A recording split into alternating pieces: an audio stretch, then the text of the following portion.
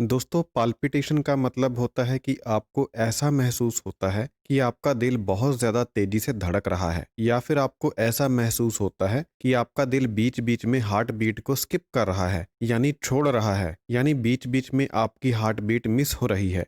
जब ऐसा होता है तो उस समय आपको बहुत ज़्यादा डर महसूस होता है और आप घबरा जाते हैं।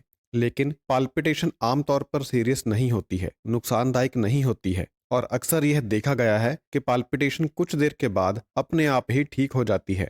आमतौर पर पाल्पिटेशन का जो कारण होता है वह होता है स्ट्रेस और एंजाइटी। कई बार बहुत ज्यादा कैफीन पीने से, निकोटीन का सेवन करने से या फिर अल्कोहल का सेवन करने से भी पाल्पिटेशन होती है। जब एक महिला मां बनने वाली होती है तो उस परिस्थिति में भी पाल्पिटेशन हो सकती है।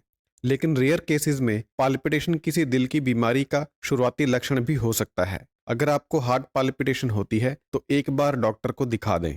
अगर आपको पाल्पिटेशन होने के साथ साथ सांस भी फूलता है, चक्कर भी आते हैं, छाती में दर्द भी होता है और आप बेहोश भी हो जाते हैं तो आपको तुरंत हॉस्पिटल जाना चाहिए। डॉक्टर टेस्ट करके कारण का पता लगाने की कोशिश करेंगे। अगर पाल्पिटेशन का कोई भी कारण पता नहीं चलता है तो फिर लाइफस्टाइल में बदलाव करने से समस्या से राहत मिल सकती है।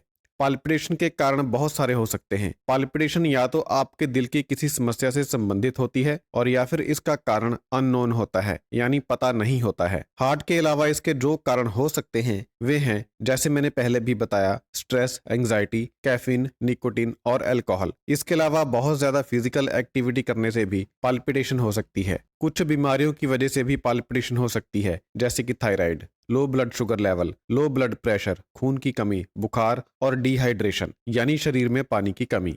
इसके अलावा शरीर में हार्मोन्स में बदलाव होने की वजह से भी पाल्पिटेशन हो सकती है। कुछ दवाइयों की वजह से भी पाल्पिटेशन हो सकती है, जैसे कि अस्थमा इनहेलर और कुछ हर्बल और न्यूट्रिशनल सप्लीमेंट्स। शरीर में इलेक्ट्रोलाइट्स का लेवल सही ना होने की वजह से भी पाल्पिटेशन हो सकती है।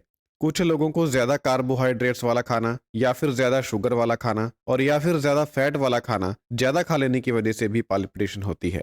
कुछ लोगों को ज्यादा सोडियम खा लेने की वजह से भी पाल्पिटेशन होती है। अगर आपको खाना खाने के बाद पाल्पिटेशन होती है तो हो सकता है कि आपको किसी फूड से सेंसिटिविटी हो।